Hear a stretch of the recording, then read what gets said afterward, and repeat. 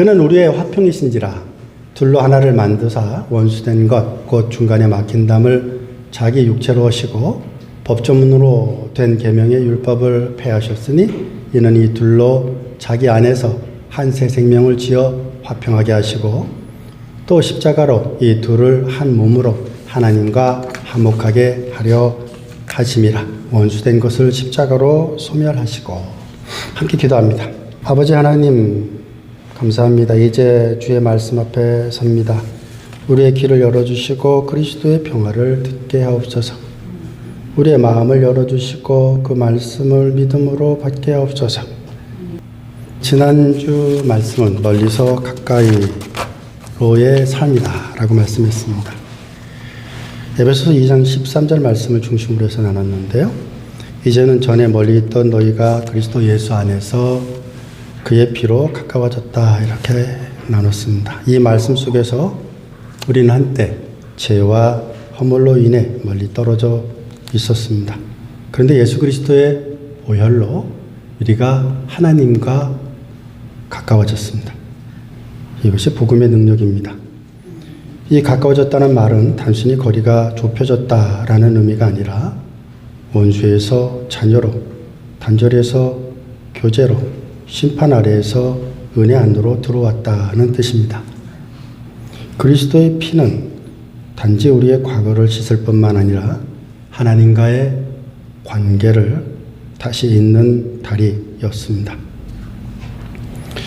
그러나 사랑하는 여러분, 그 복음의 은혜는 단지 하나님과의 관계 회복에 머무르지 않습니다. 오늘 본문인 14절 이하에서 바울은 우리에게 더 놀라운 진리를 보여주시고 있습니다. 복음은 하나님과 화목된 것이다 라는 거죠. 하나님과, 십자가로 보시면 하나님과 인간 사이가 화목해졌죠. 그리고 또 옆으로 보면 사람과 사람 사이도 화목해 주셨다. 복음은 하나님과 인간을 잇는 다리이고 또 이 복음은 사람과 사람을 잇는 다리이다. 이렇게 말할 수 있습니다. 예수 그리스도 그분이 평화입니다. 그리스도 안에서의 화평, 그리스도 안에서의 평화. 이것을 오늘 우리가 함께 누리기를 소망합니다. 하나님과 가까워진 우리가 여전히 사람들과 멀리 산다면 이 복음은 아직 완성되지 않은 것입니다. 예수님께서 십자가에서 흘리신 피는 단지 내 죄를 씻게 해주실 뿐만 아니라는 겁니다. 예수 그리스도의 십자가는 하나님과 우리 사이를 화평하게 했을 뿐만 아니라 사람과 사람 사이를 화평하게 했다라는 것입니다. 따라서 서로를 향해 닫혀있는 우리의 마음의 문을 여는 피, 그것이 예수 그리스도의 보혈입니다. 예루살렘 성전에 들어가면 먼저 이방인의 뜰이 있습니다. 이방인의 뜰을 지나가면 그 다음에 이제 유대인의 뜰이 나옵니다. 그런데 유대인의 뜰로 들어가려면 게이트가 있는데 그 게이트에 이렇게 써 있습니다. 이방인은 이 담을 넘어오지 마라. 넘으면 죽임을 당하리라. 이 담은 단지 돌담이 아니었던 겁니다. 인간이 만든 차별의 상징이었고 경계의 상징이었습니다. 그런데 예수님께서 이 벽을 향해서 서 계셨습니다. 주님께서 이렇게 양파를 하신 이유는 하나님과 인간 사이를, 인간과 인간 사이를 잇기 위해서입니다. 이것이 십자가의 능력입니다. 어떤 한 노인이 베를린 장벽이 무너진 다음 날 그 잔해 앞에 꽃다발을 놓고 엉엉 울고 있었다고 합니다. 그걸 본 기자가 물었어요. 어르신은 왜 이렇게 울고 계세요? 라고 물었더니 이렇게 말씀했다고 합니다. 이 벽이 무너진 덕분에 나는 30년 만에 아들을 만날 수 있었습니다. 사랑하는 바이셀리아 선결교 여러분, 예수님께서 십자가에서 무너뜨리신 담, 바로 그 장벽과 같은 담입니다. 우리를 가로막던 죄의 담, 편견의 담, 분열의 담, 그리고 용서하지 못하는 마음의 탐까지 그분은 자신의 몸으로 무너뜨리셨습니다. 그래서 바울은 오늘 이렇게 선언합니다. He himself is our peace. 그분은 우리 평화이십니다.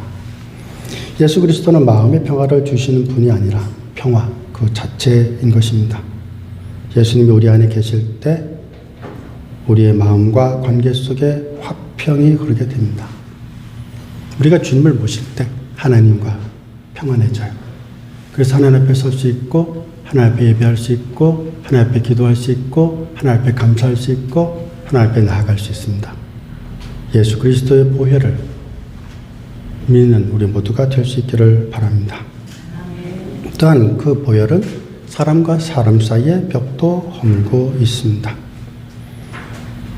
주님은 단지 나의 주님뿐만이 아니라 우리의 주님이십니다.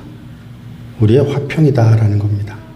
그분 안에서 우리는 하나가 됩니다. 14절 이하의 말씀을 보면 이렇게 말씀하고 있습니다. 그는 우리의 화평이신지라 둘로 하나를 만드사 원수된 것 곧 중간에 막힌 담을 자기 육체로 어떻게 하시고 허시고 라고 말씀하고 있어요. 그러니까 화평의 본질이 무언가를 봅니다. 그분 자체가 화평이라는 겁니다. 예수님 자체가 화평이라고 말씀하고 있습니다. 히브리어에는 샬롬 이렇게 말합니다. 옆에 분들과 잠깐 인사하겠습니다. 샬롬. 이것은 영적인 샬롬. 이것은 영적인 평화, 또 혼적인 평화, 또 관계성의 평화, 전쟁이 없는 평화, 샬롬입니다. 이 샬롬이 여러분들에게 날마다 함께 하실 수 있기를 바랍니다. 또한 주님께서 부활하신 다음에 제자들에게 나타나셔서 이렇게 말씀하셨습니다. 에이레네 평안하라 이거예요. 후민 너희들에게 Peace be with you. 에이레네 후민 이렇게 말씀하셨습니다. 그래서 주님이 오시면 모든 관계가 회복돼요. 하나님과 나와의 관계가 회복돼요. 그리고 사람과의 관계가 회복돼요. 아멘. 그리고 나와의 관계가 회복돼요. 아멘. 그래서 나를 미워하지 않아요. 어떠다가 내가 이렇게 태어나가지고 내 인생이 왜 이런가? 내가 왜 이 꼬라지로 살아야 되는가? 그러면 안 돼요. 그리스도인은 자기의 삶을 기뻐해야 돼요. 자기의 삶을 감사해야 돼요. 죽겠다 하는 것은 바른 그리스도인의 태도가 아닙니다. 어떻게 해야 된다고? 살겠다 해야 돼요. 감사합니다 할 때 감사가 넘치는 거지. 미워하면 다 미워요. 다 미워요. 감사하면 모든 게 다 기쁘고 즐겁습니다. 여러분 디아블로라는 게임을 아십니까? 디아블로? 우리 애들이 좋아하는 옛날에 그 게임이에요. 이 디아블로는 마귀라는 뜻이에요. 이건 분열시키다, 고소하다, 혹은 속이다, 리뷰크하다 이런 뜻이 디아블로예요. 사단이 있으면 비난하고 속이고 고발해요. 그러니까 디아블로를 섬기면 안 돼요. 디아블로가 가끔씩 우리에게 녹화할 때가 있어요. 그때 디아블로를 거부할 수 있어야 될 줄을 믿습니다. 그리고 주님을 모셔야 돼요. 주님을 모실 때 우리의 삶이 아름다워집니다. 예수님은 평화를 만드신 분이라기보다는 평화 그 자체입니다. 저는 아기들을 보면서 예수님이 주신 평안을 느낄 때가 가끔 있어요. 여러분들을 갓난아기 이렇게 보시면 갓난아기를 보고 화내시는 분 있습니까? 혹시 있으십니까? 갓난아기면 뭐 화가 나 이런 분 있습니까? 거의 없으실 거예요. 갓난아기 보면 어떻게 돼요? 그 아이가 아무것도 안 해. 그래서 나한테 평안을 줘야 안 줘요? 평안을 줘요. 만약에 아빠가 이제 출장을 갔어. 출장을 가고 아기랑 둘이 있어. 자, 그러면 아기랑 둘이 있을 때, 갓난아기랑 둘이 있을 때 힘을 누가 줄까요? 엄마가 아기한테 줄까요? 아기가 엄마한테 줄까요? 어떻게 하세요?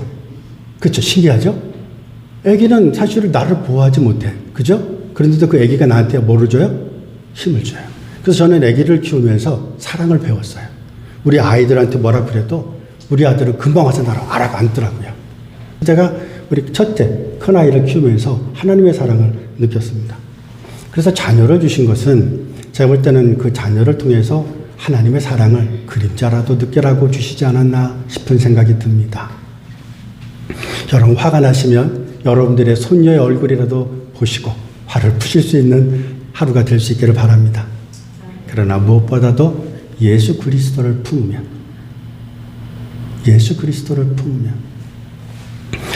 그리스도가 내 안에 있다면 나도 모르는 사이에 그게 무엇인지 몰라요.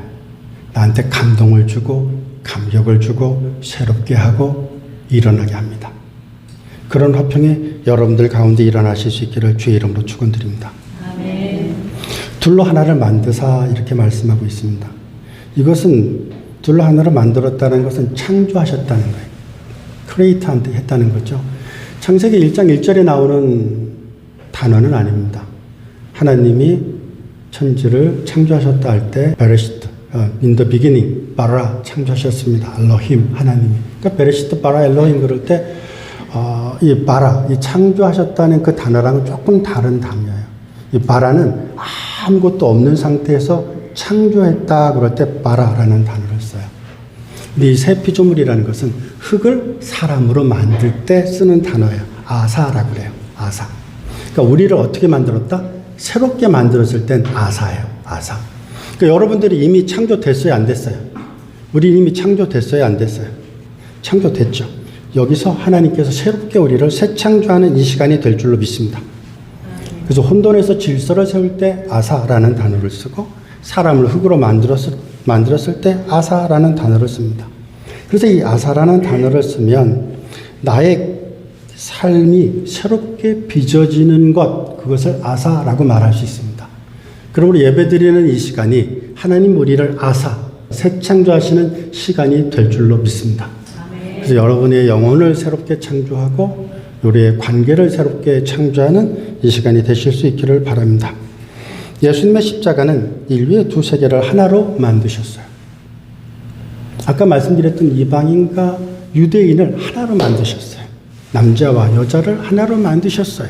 종과 주인을 하나로 만드셨어요. 가장 놀란 것은 어찌 보면 이방인과 하나가 된다는 거예요. 유대인은 절대로 이방인과 함께 밥을 먹지 않습니다. 이방인과 함께 물도 마시지 않습니다. 이방인과 함께 앉지도 않습니다. 사마리아 여인은 이방 사람은 아니에요. 그런데 이방 나라에 끌려가서 돌아온 사람들이에요. 우리나라로 치면 환양인이라고 말할 수 있어요. 근데 외국에 붙잡혀갔다가 돌아왔으니까 애국자잖아요. 그런데도 인정받지 못해요. 피가 섞였다고. 그러니까 사마리아 사람은 유대인인데 유대인이 아니에요. 늘 외로웠어요. 곤고했어요. 그래서 주님께서 그 여인에게 찾아오셨어요. 여러분들에게 찾아오시는 이 시간이 된 줄로 믿습니다. 그래서 우리는 새롭게 창조되는 이 시간이 되는 것입니다. 그래서 중간에 막힌 담을 주님께서 허세요. 영적인 적대감, 이걸 없애버리는 겁니다. 죄로 인해서 하나님과 원수된 그것을 없애버리는 거예요. 서로 간의 미움을 없애버리는 거예요. 우리 속에 들어있는 그 죄로 인해 생기는 적대감 없애버리는 거예요. 그래서 그분은 그의 원수된 것, 그 중간에 막힌 담을 어떻게 하셨다? 하셨다고 그럽니다. 무엇으로? 예수 그리스도의 피로 하셨다고 말씀하시고 있습니다.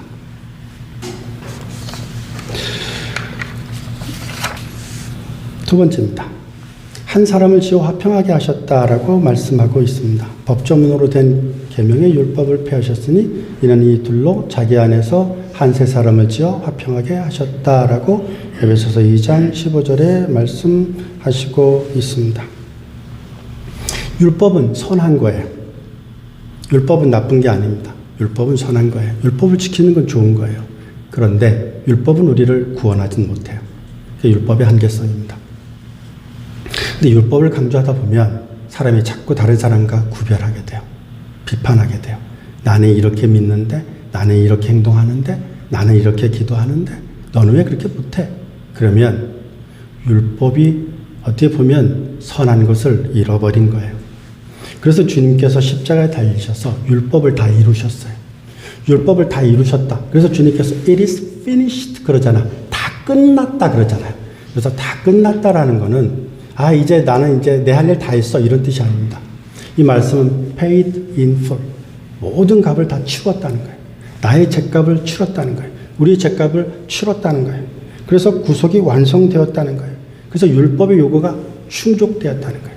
그래서 율법으로 다른 사람을 저지함이 된다, 안 된다? 안 된다는 거예요. 왜냐하면 주님께서 이미 율법의 요구를 충족시켰기 때문입니다.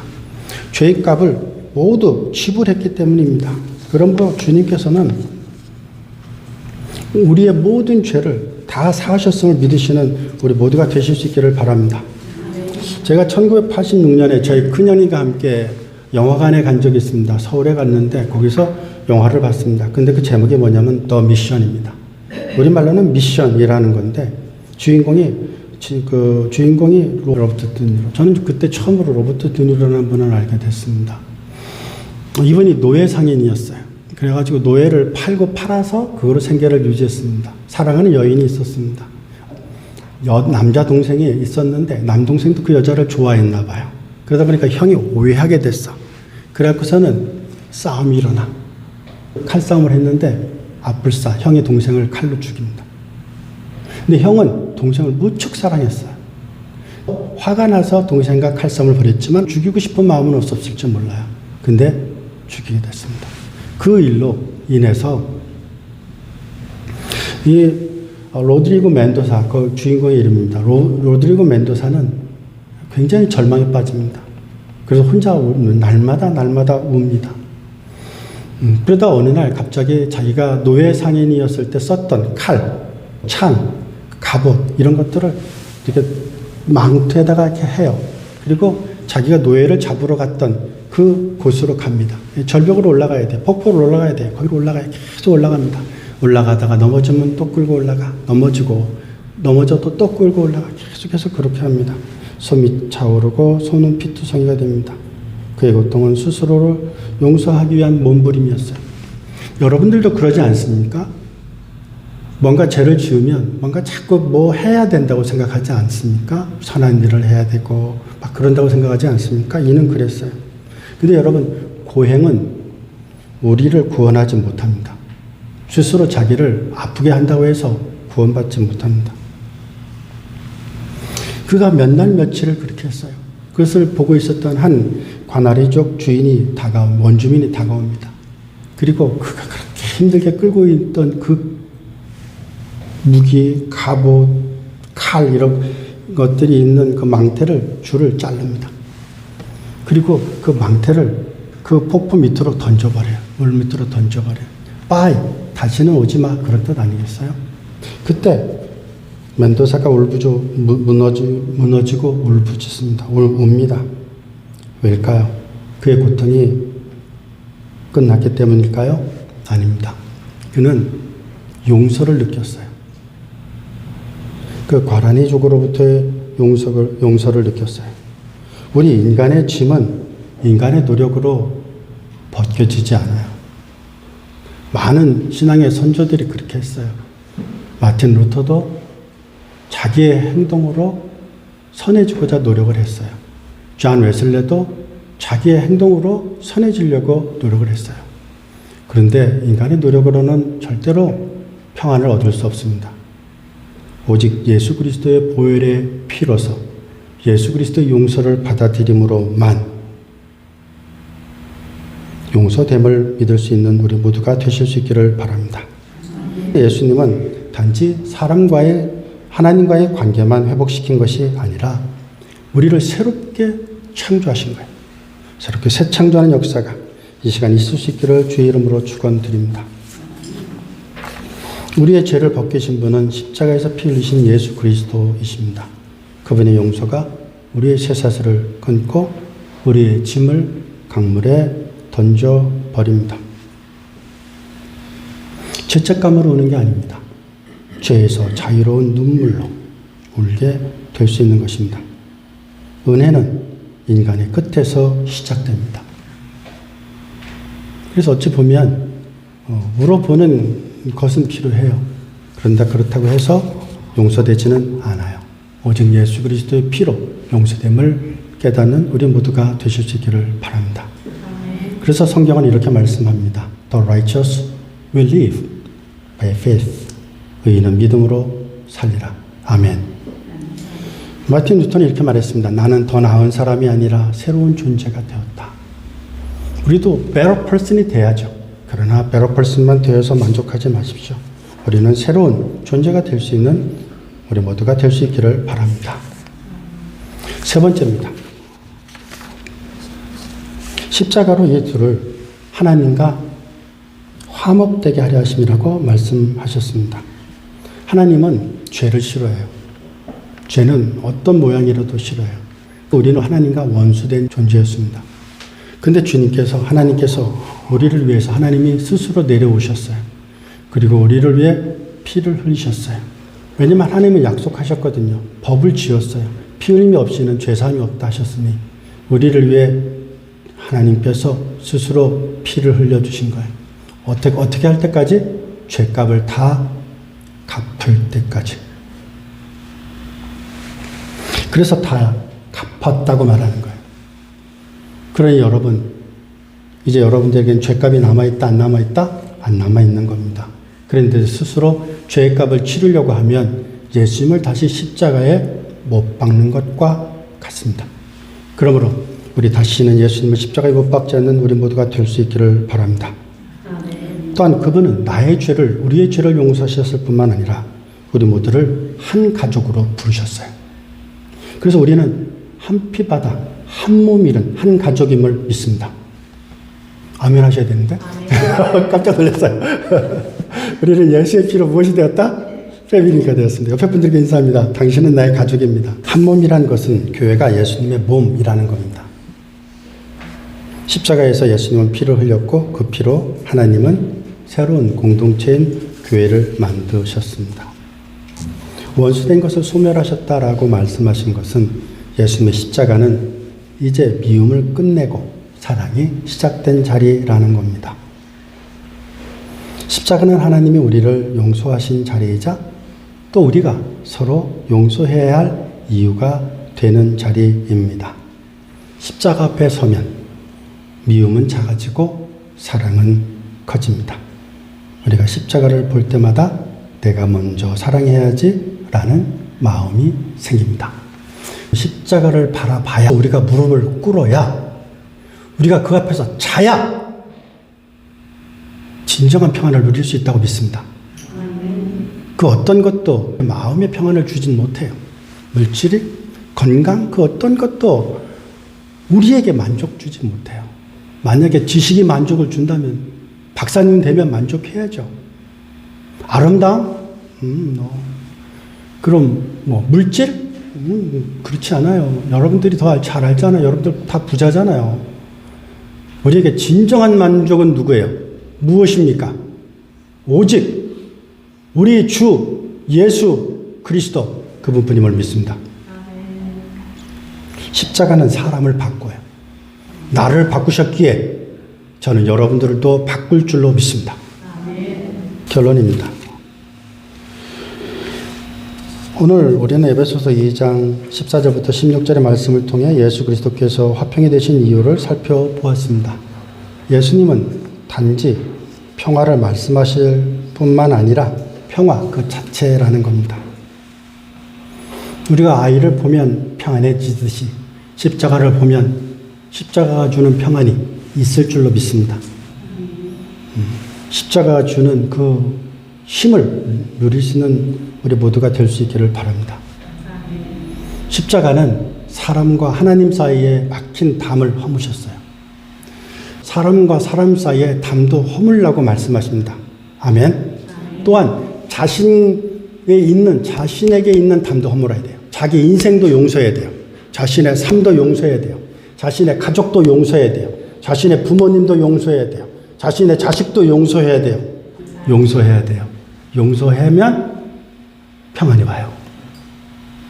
용서하면 기쁨이 와요. 용서해야 진정한 그리스도인으로서의 삶이 시작되는 것입니다.